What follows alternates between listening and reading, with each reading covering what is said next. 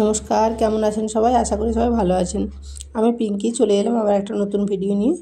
আশা করি আপনাদের ভালো লাগবে। এই দেখুন সকাল সকাল একদম রান্নাঘরে চলে এসেছিলাম স্নান কমপ্লিট করে। তারপরে এই দেখুন এখানে একদম ভাত আলু সেদ্ধ বসিয়ে দিয়েছিলাম, আর এখানে মাছও ভেজে নিয়েছিলাম। আর এখানে ইলিশ মাছ নিয়ে এসেছিলো, তাই ভাবলাম একটু টক বানাই, কারণ টক খেতে আমি অনেক পছন্দ করি।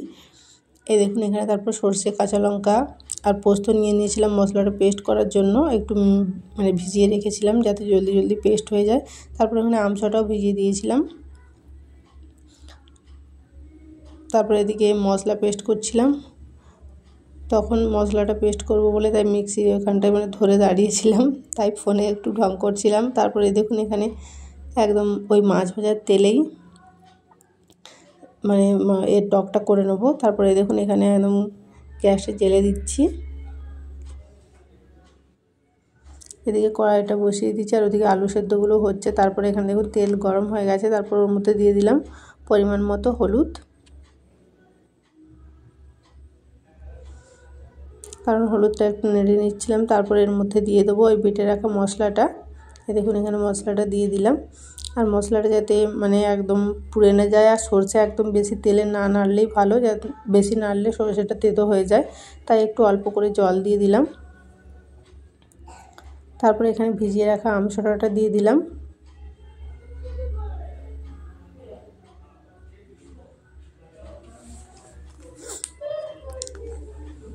তারপরে দেখুন এতে পরিমাণ মতো জল দিয়ে দিলাম, আর বেশি অল্প করেই টক বানাবো, বেশি একদমই বানাবো না, তাই অল্প করেই জল দিলাম। তারপরে এখানে দেখুন পরিমাণ মতো লবণ দিয়ে দিলাম। লবণটা আমি আগে থেকেই দিয়ে দিয়েছিলাম, কিছুটা লবণ যখন মশলা পেস্ট করি তখন দিয়ে দিয়েছিলাম, কারণ সরষেতে কাঁচা লঙ্কা আর লবণ দিয়ে পেস্ট করলে ওতে আর তেতোটা লাগে না। তারপরে এখানে দেখুন টকটা ফুটে গেছিলো, ওর মধ্যে মাছগুলো দিয়ে দিলাম, ভেজে রাখা যে মাছগুলো ছিল। আর কে কে ইলিশ মাছ খেতে ভালোবাসো বলবে, আমার তো ইলিশ মাছ খেতে অনেক ভালো লাগে, কিন্তু এখানে ইলিশ মাছে অতটা একদমই টেস্ট নেই। তবুও যে খাবো না তা তো নয়, তাই নিয়ে আসে। এই দেখুন এখানে টক একদম কমপ্লিট হয়ে গেছে। আর কে কে টক খেতে ভালোবাসো বলবে, বেশিরভাগই মানুষ তো টক খেতে পছন্দ করে, হয়তো হাতে গোনা 2-4 জনই পছন্দ করে না, নাহলে প্রায় সব মানুষই টক খেতে খুবই পছন্দ করে। দেখুন এখানে একদম মাছ রান্না কমপ্লিট। তারপরে এখানে কড়াইতে একটু তেল বসিয়ে দিয়েছিলাম, আর টক হবে, আলু সেদ্ধ হবে না তা তো হবেই না, তাই এখানে একটু লঙ্কা দিয়ে দিয়েছিলাম। তারপরে এর মধ্যে পেঁয়াজ, রসুন আর একটু আলুটা একটু টেস্ট করে মাখলে তবেই খেতে আরও বেশি ভালো লাগে। তারপরে এর মধ্যে একটু বেশি করে পোস্ত দিয়ে দেবো,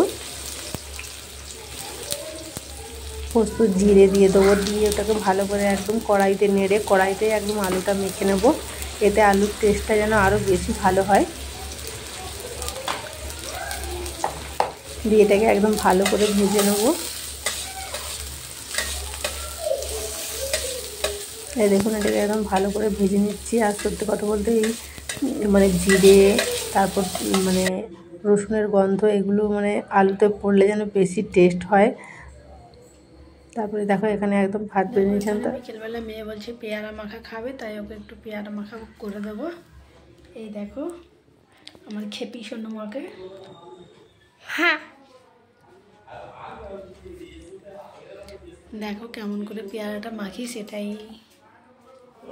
তারপর দেখো এখানে একটা পেয়ারা কেটে নিয়েছিলাম, আর পেয়ারাটা আমি একটু ভাবছিলাম দীঘাতে একবার পেয়ারা খেয়েছিলাম সেরকমভাবে মাখবো, কিন্তু হয়েছিল টেস্ট, কিন্তু সেরকম একদমই টেস্ট হয় না। এতেও আমি কাসুন্দি দিয়েছিলাম, তারপর লঙ্কা গুঁড়ো, লবণ সব কিছু দিয়েছিলাম,